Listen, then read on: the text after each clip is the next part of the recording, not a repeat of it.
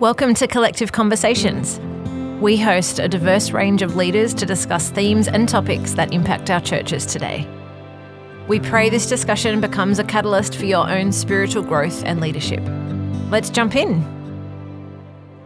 Well, I want to welcome and thank each of you for participating in this conversation today, for being willing to enter a conversation that requires us to share our perspectives and our questions, our concerns, to be willing to serve our network through an open and non-defensive exploration of a topic and resisting the desire to reach consensus.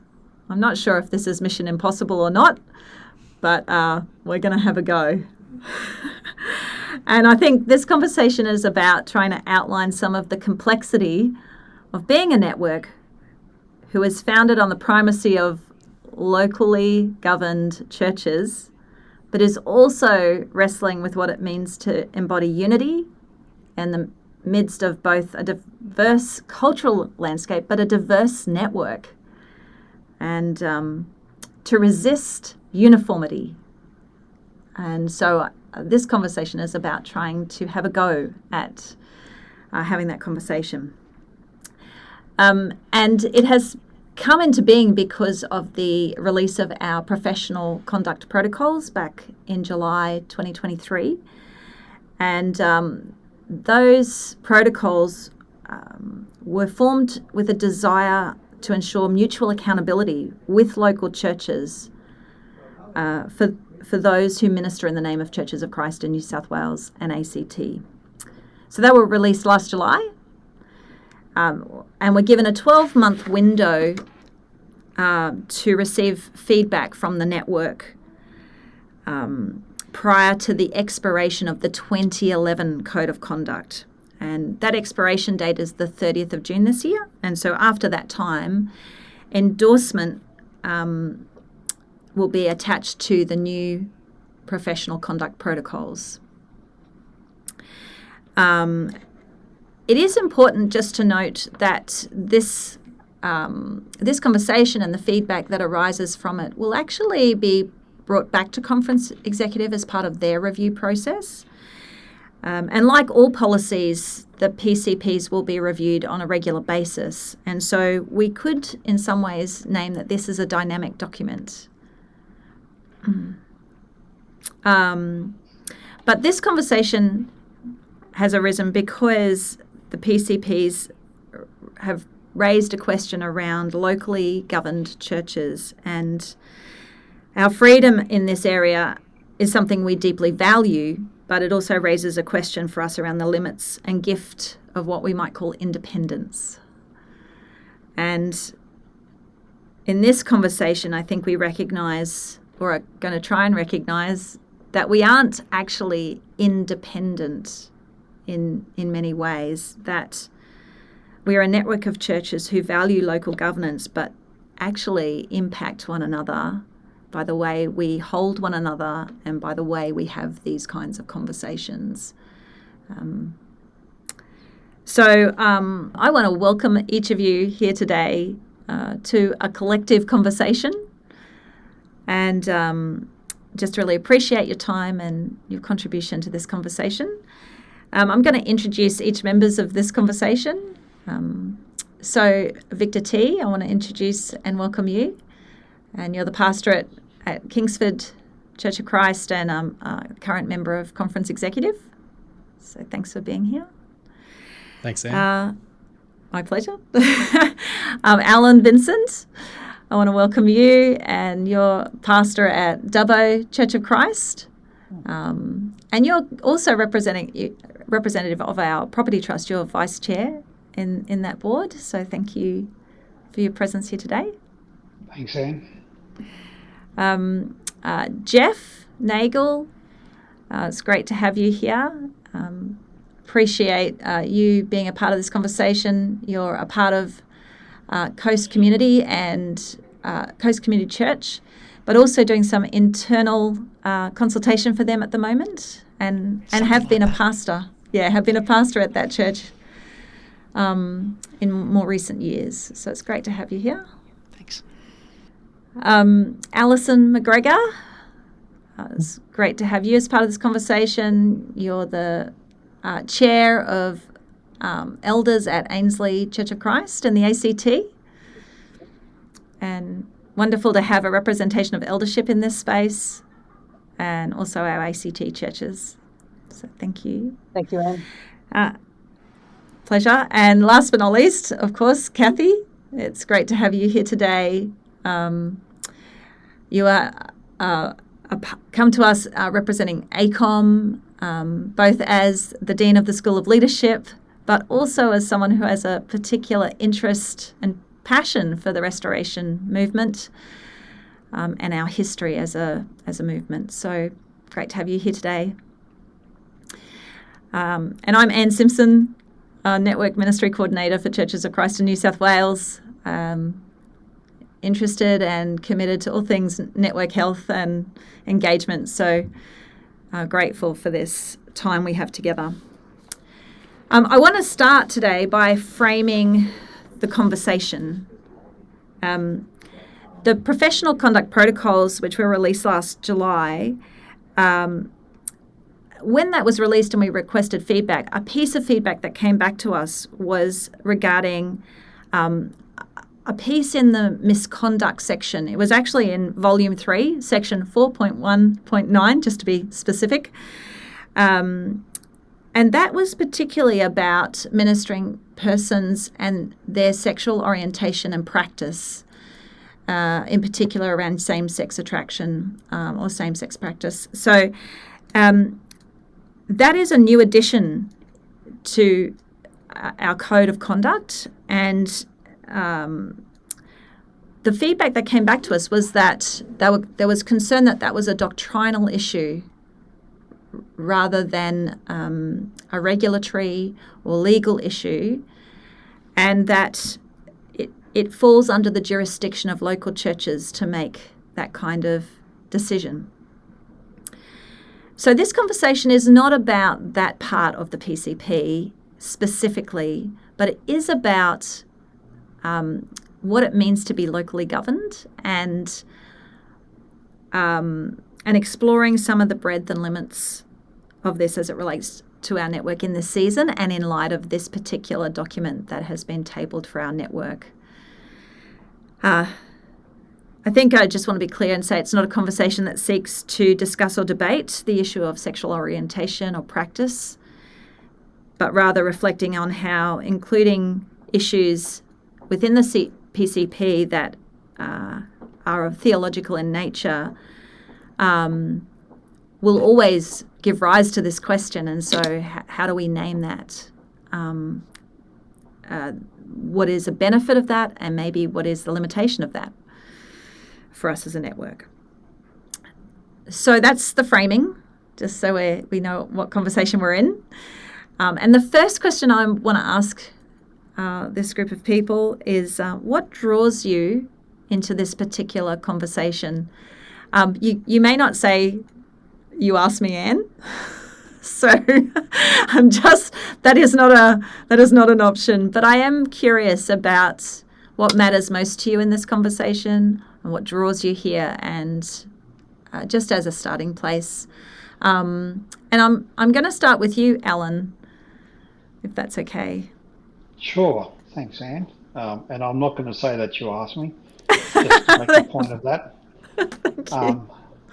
But I have a posture recently that I've created a posture of if there's things that concern me or things that I think aren't right or need clarification, if you don't open your mouth up to have healthy conversations, then you've actually got not much of a right to complain about it afterwards. And so I've taken on a practice of putting the money where the mouth is and speaking into more issues surrounding our movement in the recent last couple of years, because I really like this movement. I have not been in it as long as others. I'm actually a relative newcomer. I've served in many other movements, and I really value what the Church of Christ model as a movement brings, but I'm also very concerned about it. So I think it is healthy to have conversations and to bring to the forefront matters that are concerning.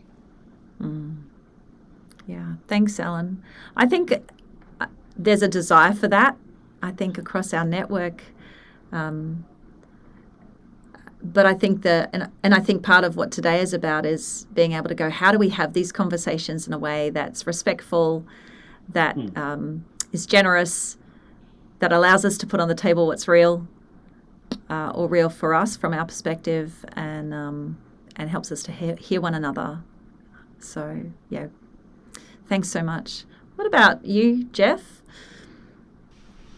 Yeah, I think what's interesting to me, and like I agree with Alan, I think that there is something very special about this movement, and in fact I think that there's something that's even incredibly timely about the posture that Churches of Christ takes to the issue of unity within the body, that I think has the potential to bear witness in a time that witness needs to be born.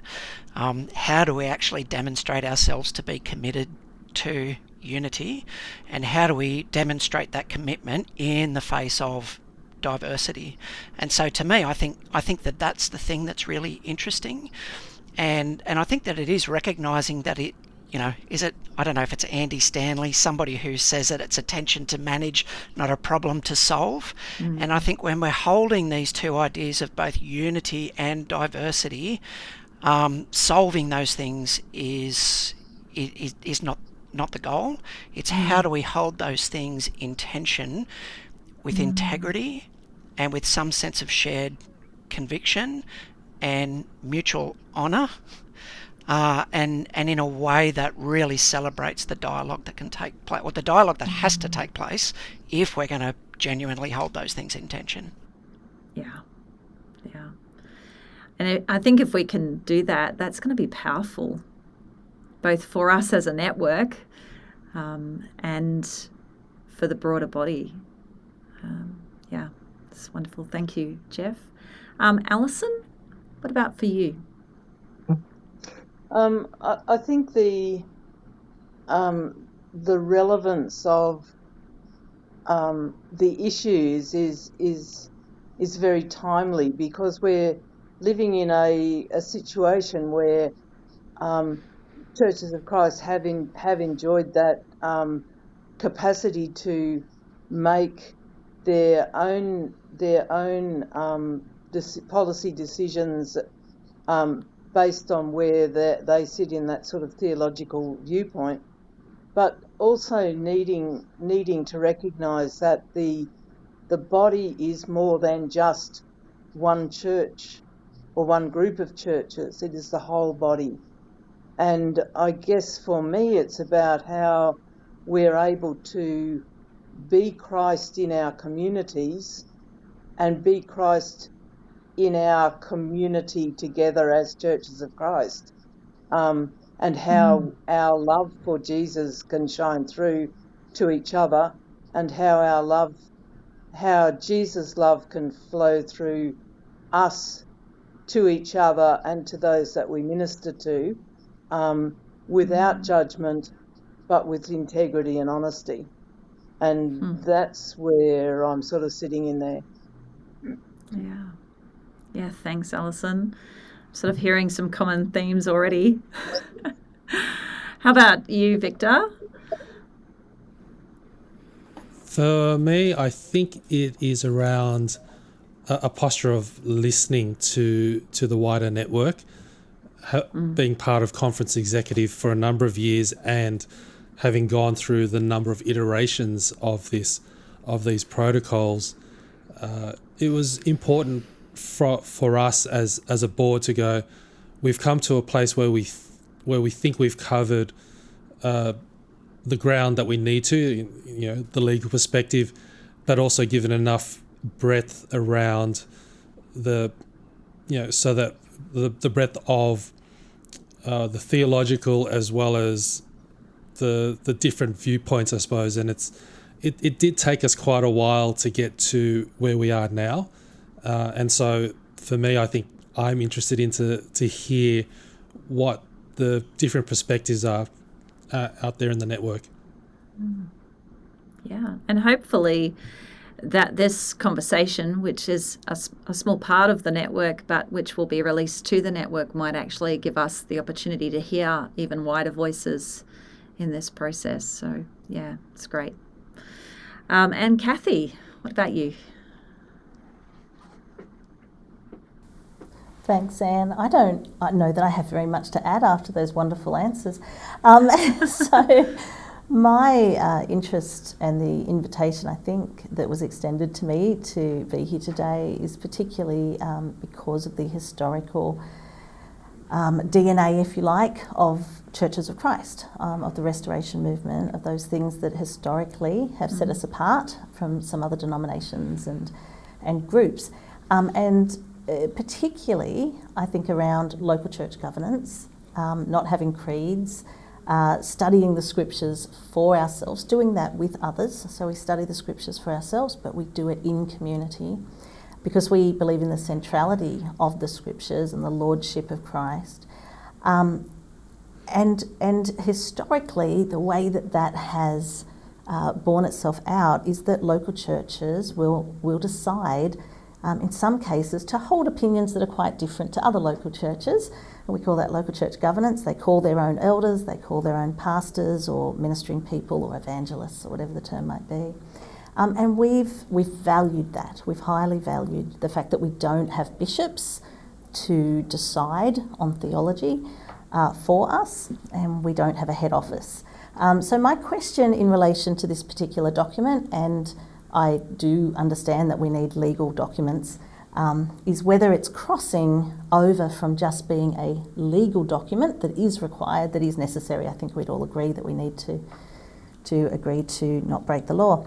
But if it's crossing into the domain of the local church and the local community's right to call its own ministers and elders and pastors, and to together discern through the Spirit its own doctrinal theological views on some of these more disputable matters that are being discussed widely within the Christian church today. And this is not the first of those that we've had. We've had to deal with all kinds of things in the past, right? We've had to deal with slavery, with women, with conscription, with instruments in worship, with the Trinity, with mission societies and whether they should be local or not, with divorce, remarriage. The question is, how do we hold diversity? How do we hold unity? And has this document overstepped? That's, I think, why I'm here. Yeah. Thanks, Kathy. I appreciate that. And actually, I think it was Walter Brueggemann, the Old Testament theologian, who said every generation has its own form of otherness that it has to grapple with, that which forms difference and polarizes community. And his question was, what's hospitality look like in that space? So I feel like you've just laid that out very well. Thank you. The question I think I wanted to ask, and while I want to say that, we've got on here representing a few of our churches, and obviously it's a very small selection of our churches, I am curious if the dilemma of whether what you've just outlined, Kathy, about where do we wrestle with theological issues, how does that play out for you in a local context? Like, is this theoretical for you, or is this something that you are wrestling with in a local context? I'm really curious whether there are issues that are pressing for your community that hold similar tensions to this, or this one. Like, I wonder if people could speak to that.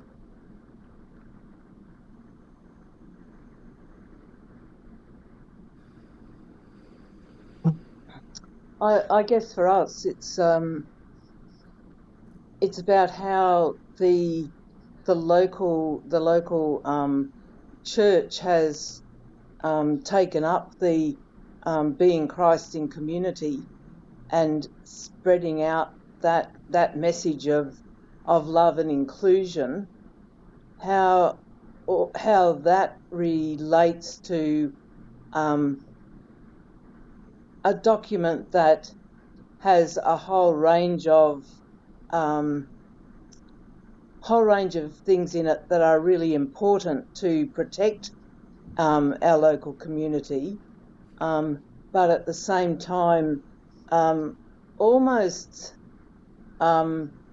makes ministers have to be sort of two different things. We have a document that talks about respecting all people regardless of their race, gender, culture, etc., and then come down with a few statements that may not be respectful of the different views that individual churches may have on those issues. I recognise, though, that the importance of these documents is really about setting a standard across the network that enables us to be compliant with legislation and to be able to show Christ's love to all people, without going the opposite way of sort of making people feel that they are either unwelcome here, or that they can't hold different views without a struggle with the broader organisation. So when we're trying when we're trying to get a minister and looking at that broader aspects, then how does that tension then work with some of the things in this document that they're signing up for that may or may not gel with what we're expecting of our congregations? So I just want to make sure I'm hearing you right, Alison, that the question is, well, we might want to minister to all people generously and widely, that isn't actually afforded to a ministering person themselves. Is that kind of what I'm hearing you say? And that could cause dissonance. I think it looks that way. Whether it is that way in actual fact, that's the way it looks. And it looks like we've gone backwards rather than forwards. Yeah. So I'm curious just to hear, appreciate that view, and just if there's someone else has a different view or a similar view, just to hear what others are thinking in response to that or from their own perspective. I think we're right in this. This is right in the centre of the paradox of the movement, I think, in some ways. So a code of conduct, by definition, is an instrument of uniformity. It's establishing, here's what it looks like to be endorsed in a particular position within this movement. And so, in some ways, it's saying this is the box of what endorsement requires. And so it's an instrument of uniformity to some degree. Within a movement that's got a peculiar value of diversity. And it's like, here we go. Here is the issue that tests us very, very practically right in the centre of that paradox. And I think it does. I think it shows up very, very practically. And I think that's kind of what Alison is saying, that within our unique ministry context, this can become a very, very real issue. Do I pick to be seen as conforming to the uniformity as prescribed in the Code of Conduct, or do I choose to be contextually relevant in the place that I feel called to minister? And are those things at odds, or can I find space to breathe? Yeah. I think there's a space to breathe, but there still needs to be a recognition that we are not also islands. I had a term when I came to my fellowship that we had a lot of bubble wrap Christians. A lot of people doing a lot of things in their own little bubble, but not actually connected well with each other, and we needed to pop a few of those bubbles. What we do does reflect on the movement as a whole.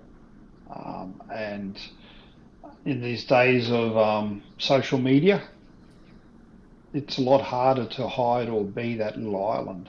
And so all it takes is someone to be upset or have an issue or to choose to highlight a particular issue or action within a church, and we've all seen how it quickly goes viral and causes issues with the major, with the greater body.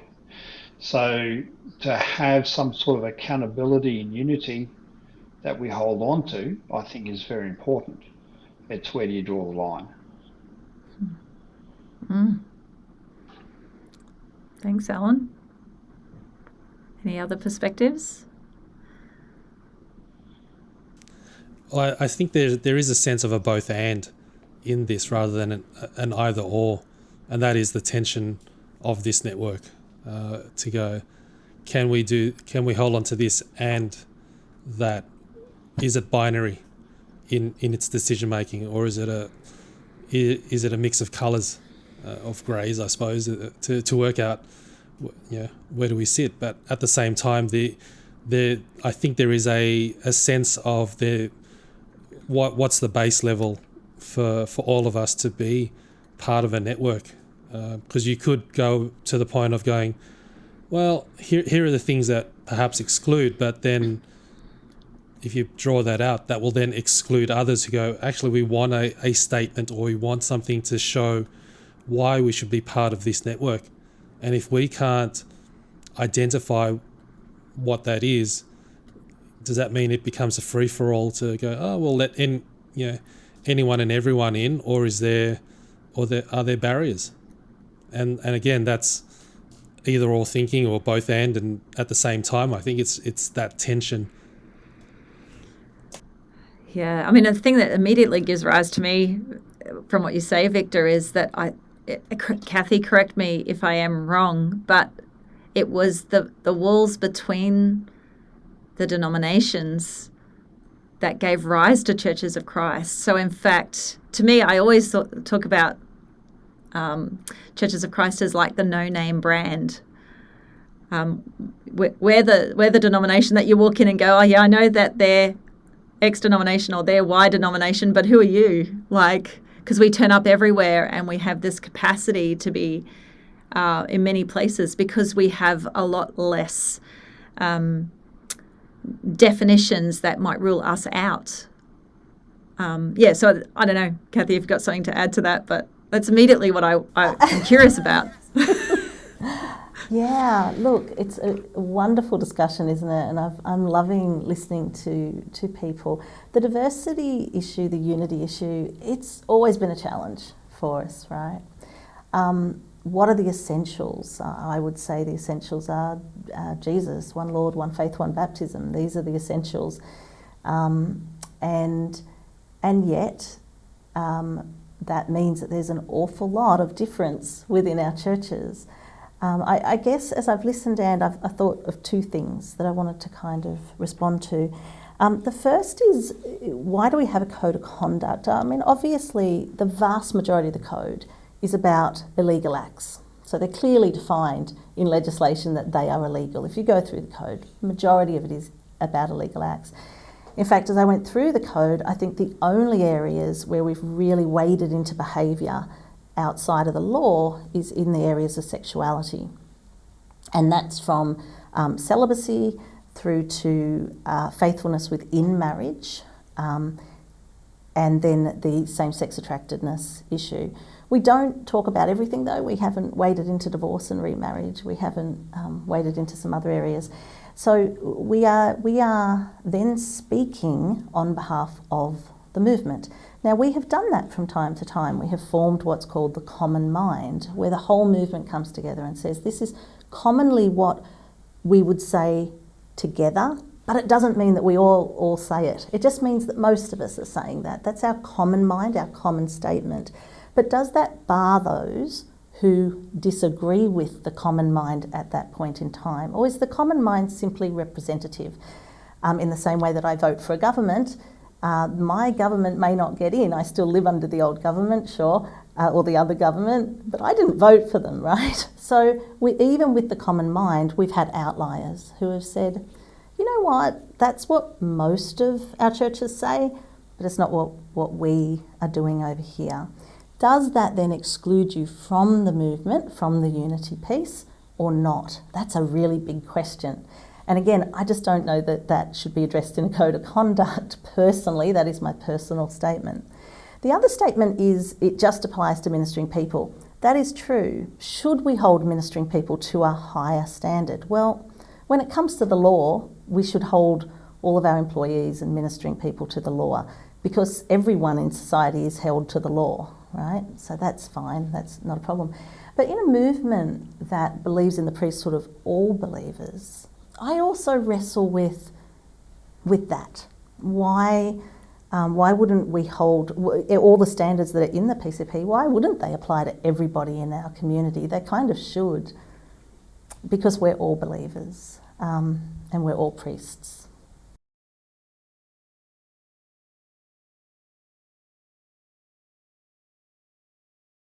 That's sort of I've been wondering about is if that were true, then, and it did apply to our whole tribe or whole congregation, then really we would have to hold to a code of conduct that is really about the legal and regulatory requirements, potentially, and leave the rest for local church deliberation and to outline. Now, I'm curious just to hear what kind of perspectives are in the room around that. Because there's something quite comforting about having some of these things in a code of conduct. I'm kind of curious. Maybe other people don't feel like that, but I feel like we sort of do like the comfort of some of that uniformity. It kind of feels like we stay in the same stream. What do you think?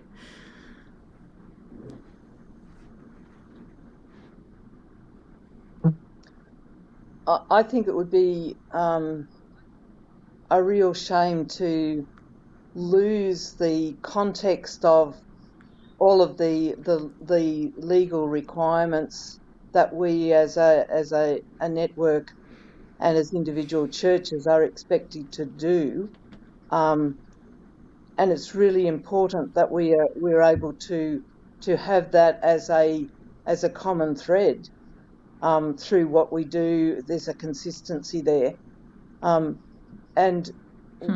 none of us have that opportunity to have that legal information, that legal knowledge of how to go about things, and do it the right way. So the code of conduct, as I see it, gives us as a movement the opportunity to have that similar approach going through, and if there are some smaller areas that are maybe better left for individual churches, then let's not chuck everything out for the sake of that, and let's not chuck our unity out by sort of digging a ditch either.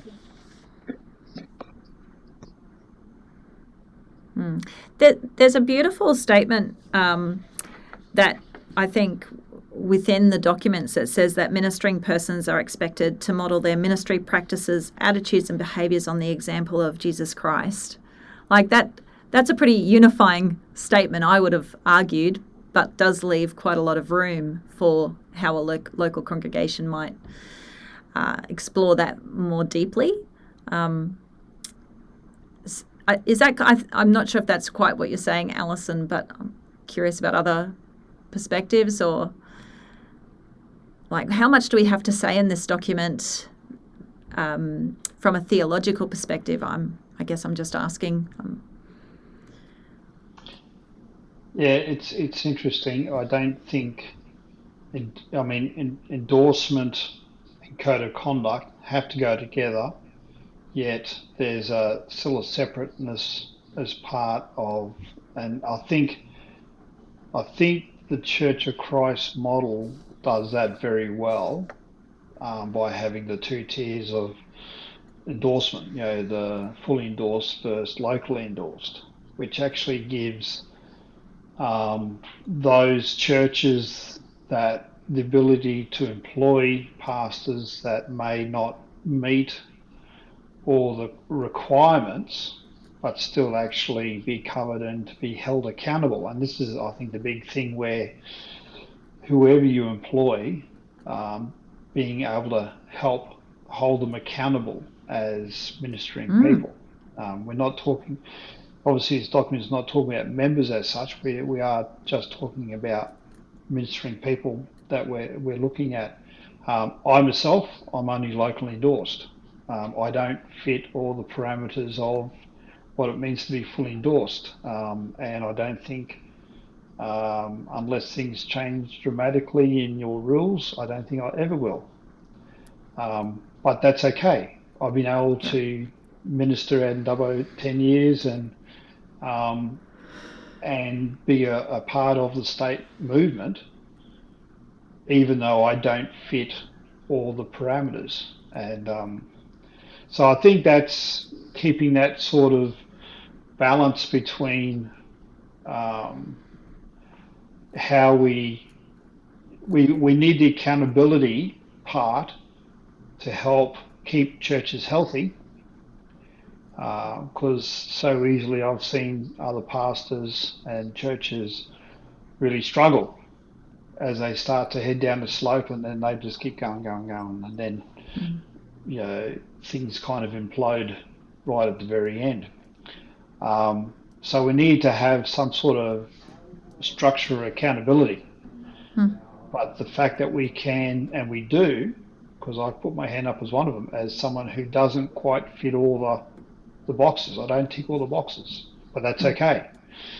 We can still have a healthy ministry in doing that and be a part of a healthy movement. Yeah, thanks, Alan, because I think it is important to note that our differing endorsement categories all have to sign the PCP or a code of conduct. Like, actually, regardless of whether you have all of the other qualifications or experience or background or whatever it is, but that's what's common to all of those endorsement categories. So again, I think that does give rise to ask the question of what is it in this code of conduct, this PCP, that would give us the most flexibility or spaciousness for local churches to have freedom, and where does that line end, or where should it be held potentially? Yeah. I think it's really helpful that Alan's able to call out that there can be that diversity and different kinds of endorsement, but we still maintain fellowship. I think that's helpful to call out. I guess one of my concerns, and I don't think it's a hypothetical one, is that I can imagine, and I've got hints of this being the case, of some ministers deciding not to sign the code of conduct, and not because their own beliefs and their own conduct doesn't comply, but rather that they cannot with integrity minister to those that they feel as though they're called to minister to, if kind of, I don't know, behind them they've signed something that is antithetical to somebody's way of life. And I can see that as being a very, very real challenge. And so it's not about the person's own convictions or the minister's own convictions in this regard. It's wanting to function with integrity before those they feel called to serve. And I can only imagine that is causing some to pause. Yep, I think you're absolutely correct, Jeff. Yeah. And so they either have to sign in dissonance for the greater good, if you want, or for the common they might see it as for the common good, or they have to release or relinquish their endorsement. And in both of those circumstances, the unfortunate thing is that's the code of conduct acting in a way that's opposed to its own interest. Yeah. Yeah. So the question I think I have, which is, what are the ways forward if we didn't go this way? What would keep the accountability and the safety in place without positioning ministering people in that dilemma?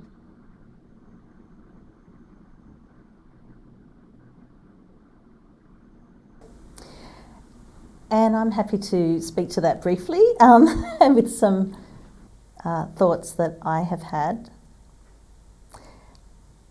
I think we can respect local churches' rights to hire who they wish, whether they're paying them or not actually, but to appoint as elders or ministers, ministering people. Their internal right to call those people to be their leaders that they wish.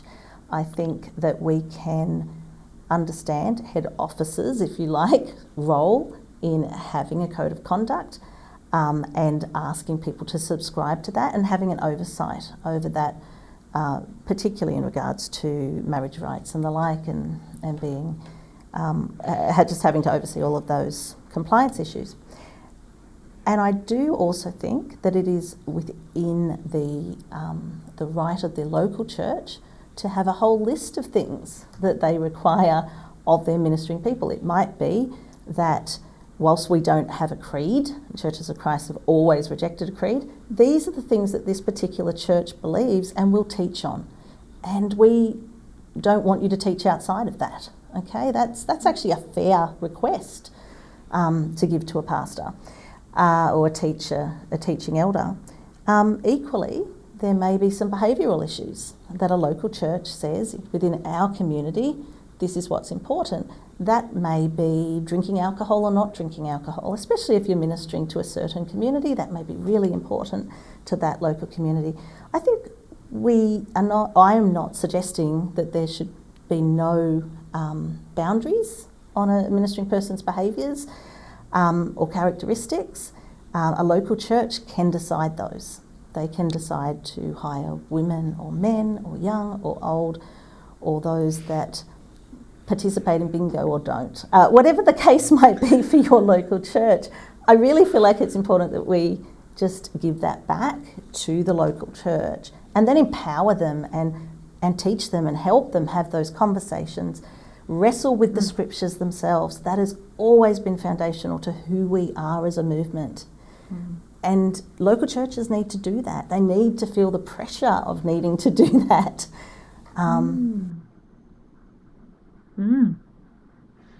Yeah. Other Kathy, thoughts or perspectives? Yeah, in relation to what Kathy said. Yeah, I think I agree with you on that point. But then the other perspective of that is to go, when do we stop being an island or a local church and just think about our own, and then think about what is better for the whole, and what does that look like in a world where the church is not central to anything of life in Australia. It's at the periphery, and then one church fails in whatever context, and we all get smeared by that same brush, and it's not just about, well, that's just the local church. It's actually about all of us now, and I think it's. I suppose when Christianity was a majority in its country, then you could make the differences between denominations. Well, we baptize, immersion, well, we just sprinkle or whatever. But now we're actually living in a world where it's actually, well, you're a church, you're a church, you're a Christian, you're a Christian. It doesn't matter what flavour it is, you're just a Christian of some sort. So I think there also needs to be a consideration around not just your local church, but how does that affect the wider body? And perhaps that's a different cultural lens that we need to live in instead of this individual living, but a community as well. I absolutely agree with you, Victor. Yeah, I agree. We have to have that consideration for each other. The thing that I would ask, though, my pondering on that is do you think that we already have diversity on these issues? Because I think we do.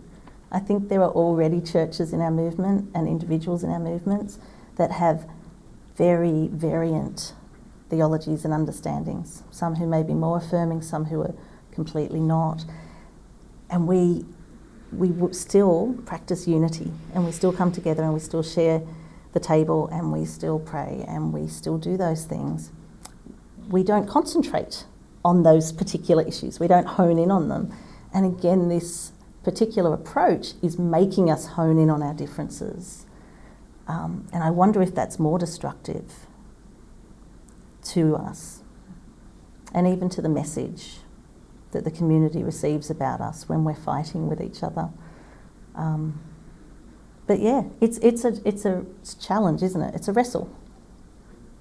I don't have the answer to unity. I just pursue it. I agree with you there. I had just 2 conversations yesterday with 2 ministering people within our movement. And I think I spent an hour and a half or more working through this with them, and coming out of the end with still no answer. So it's where do you draw the line? What are we going to focus on? And does that then also relate to then other issues as gender identity and all those sorts of things like that, that are becoming such a melting pot of things that are happening. And it's not just a city thing, it is happening in the bush as well.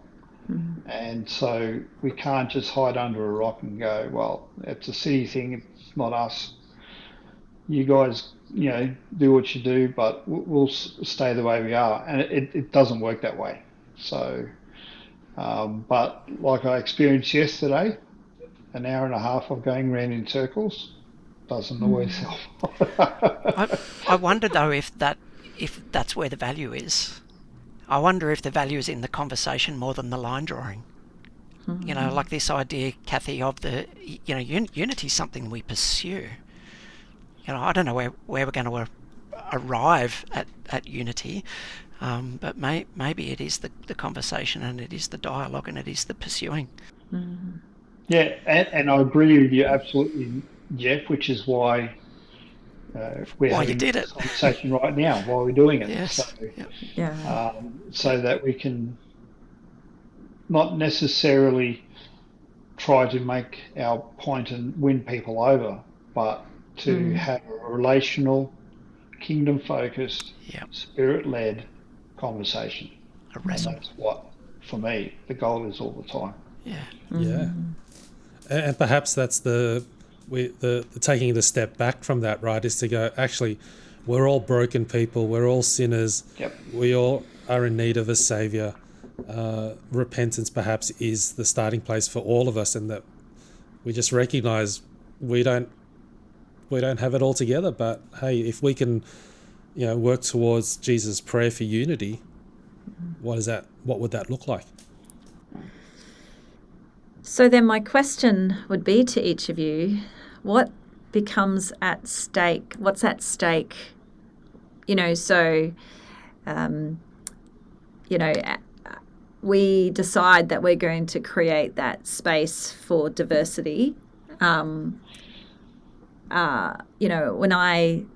I thought I heard you say, Victor, I might have not heard you, but kind of like if there's a sort of a sense of responsibility for how we impact one another in the network, what's at stake for us when we could live into unity, which creates diversity? And I'm sitting in a room with people who I already sit in a room with people who have different perspectives to me. And then people who come to me and say, oh, I hear you are part of a network where such and such is allowed or such and such is not allowed. So what's at stake for us in this space? I'm kind of curious. Because I think we kind of have to name it, don't we? You have to name what's at stake here in positive and negative terms, I guess. I think the loss of accountability would be very sad. I think that's part of what's at stake. And how the document ends up. But I think that would be difficult to see a healthy movement move forward if there's no accountability. And can I ask a bit further on that, Alan? Is that accountability theologically as well as in terms of safety or legality? Like, I definitely want to be part of a movement where the safety of children is preeminent, right? Yeah. But is it just about safety that we want accountability? Like, I just want to ask that question because I feel like that is at the heart of this, isn't it? Yeah, but the everything covered under the law is the law. That's not up for debate. We are under the laws of Australia, New South Wales, and so there has to be a recognition of that as well. Yes, there's theological stuff or how things may be structured, but we have to recognise first of all the law and what does that mean.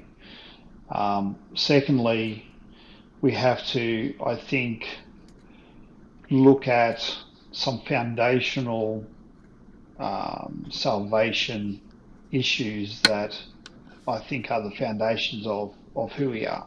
Yes, we've wrestled with it, but if we were to do away with the Trinity, I think that's also then, for me, a foundational salvation thing. And so if we have churches that, okay, it's not a code of conduct, but how are we, if they're not signed up to anything and allowed to do whatever, then how do we journey with them so that in what they're doing?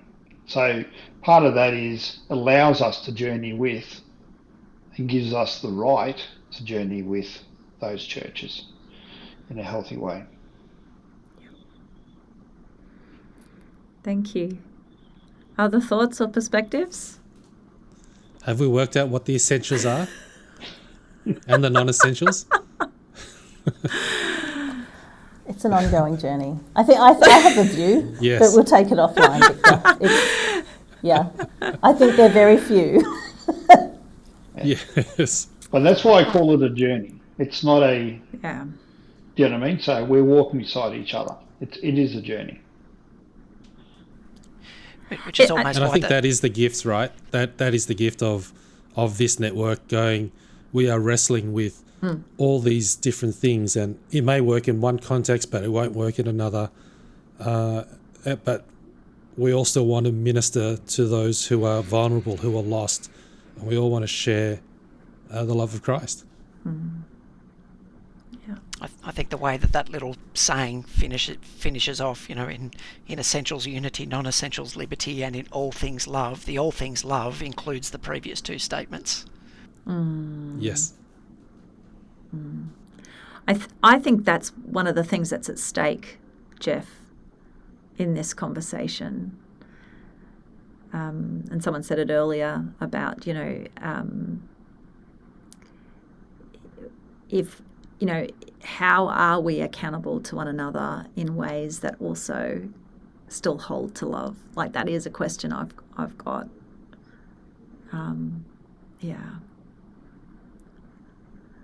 Alison, any thoughts for you? I think that that the wrestling with all of this is a critical part of who we are as Churches of Christ. The fact that we are prepared to have a crack at it, that we are prepared to be open and honest with each other, even putting ourselves out in sort of vulnerability. And I think that part of the unity of the network is about holding each other and saying, "You're my sister, you're my brother in Christ."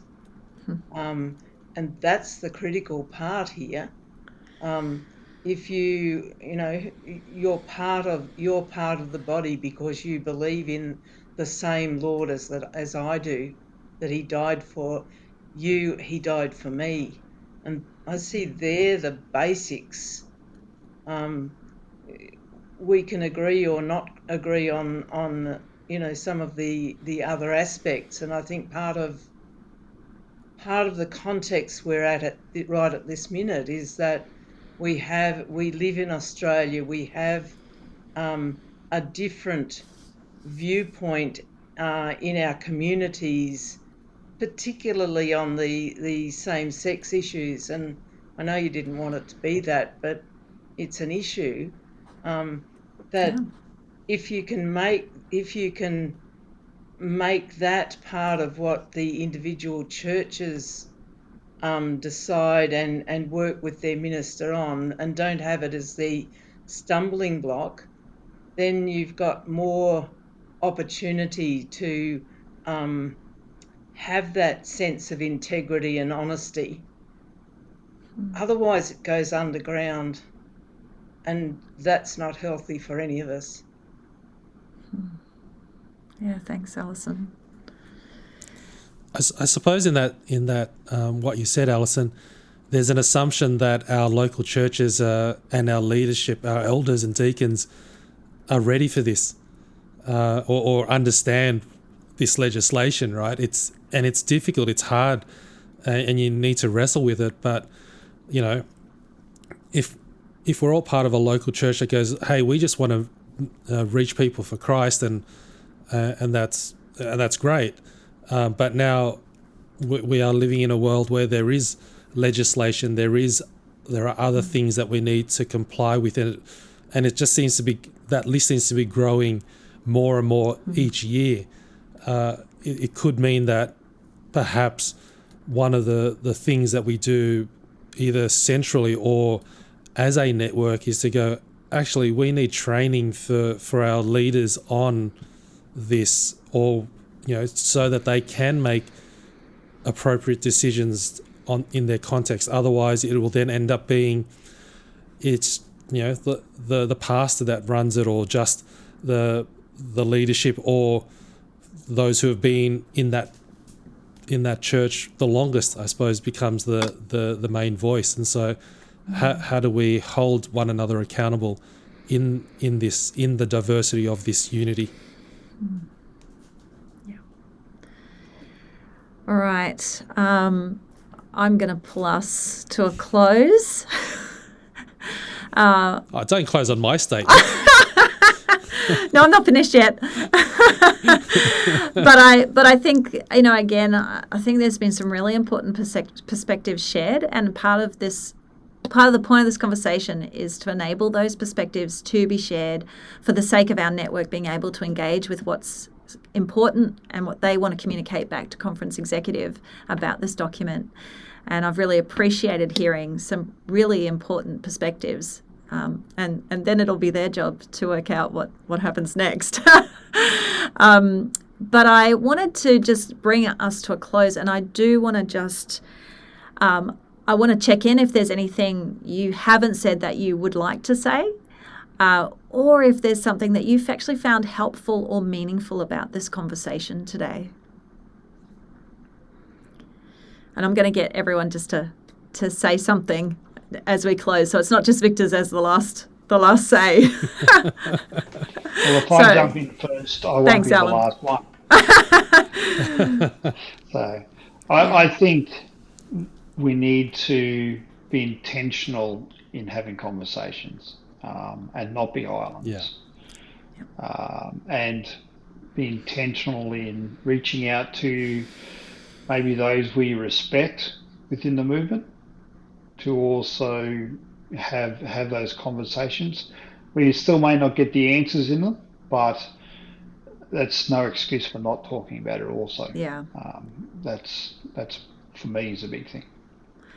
I think there's some great wisdom in that, Alan. I'd love to hear that conversations are happening across the network amongst leaders and pastors. I think that would be hopefully respectfully, but I don't want to hear about any punch-ups somewhere, but just I'd love to hear that. I think that's really, thank you. That's great wisdom. Victor, just so you're not last either, do you want to say your last word? I suppose the analogy that sort of keeps coming back to me is around a guitar, that Christ is the head, that we are his body, and there are various strings that get to be played, and we're not the ones that's making the music. It's our Heavenly Father who is the master musician, I suppose, or the head gardener if we were looking at John 15. And we all have our part to play in making this the wider church, the big C church, and our part in all of that. And if we can have a voice that shows that, hey, we have different opinions on a lot of things, but we are united across these things, and I think that's going to be attractive to this generation here in Australia, and maybe wider, to go, actually, these Church of Christ people, there's something different about them, and perhaps that can be the catalyst for what God may be doing. So if we can model this diversity and unity and speak in love, then I think there's great hope for the church. Thanks, Victor. Kathy, what about you? Thanks, Anne. It's been a delightful conversation, can I say, and I've really appreciated this time with each of you, and I come away with much to think about, especially around what it means to be able to have respectful conversation amongst our movement, and that's to be celebrated, isn't it? I think, to summarise, my fear is that for a range of reasons, ministers won't sign a code of conduct, either because something's in it or isn't in it, or it is seen as a creed or it isn't seen as a creed. My fear in that is that we do lose the accountability, and churches will still hire people anyway. So as a movement, I'd love to still hold that code of conduct, and my hope is that we can do that with great conversations, and that will actually cause all of us individually and as churches to study the scriptures more, to pray more, to seek out God's will more, and to love more. And that would just be a win, I think, for everything, for us individually, for our individual churches, for our movement as a whole. My final comment, and I'm thinking about an Alexander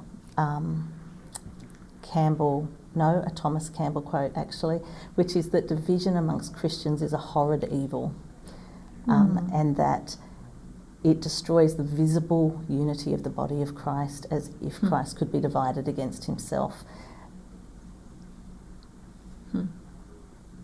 I wonder if division amongst us causes all of our attention to be so focused on something that it shouldn't be focused on. And that again is my hope as we engage in these conversations, that we can refocus on what we ought to focus on. Yeah, so thank Kathy. you. How about you, Alison? I think that part of this conversation has been really special, just because people have been able to be upfront and honest, and to have that dialogue with integrity. And I would hope that it can continue. Thank you. Jeff? I think I just agree with everybody else's closing comments. It's like Jesus only gave us one piece of evidence, that the world would know, that we're his disciples, that we would love one another. And I think in the midst of all of this, that's the piece of evidence for us to grab hold of in the face of anything else that might divide us. I've also got a real sense that we're stewarding a generational moment, you know, like some kind of significant transition, some sort of deep, proper reformation. And I think it's our unity and the demonstration of our genuine love for one another that's the thing that's on trial as we steward a moment, I think. Wow. Yeah, thank you. Well, thank you to each of you for being willing to turn up to this table for the conversation. And it gives me great hope for the future of our network and for future conversations. So with no further ado, I'm going to bring it to a close, and perhaps I might just pray as we finish.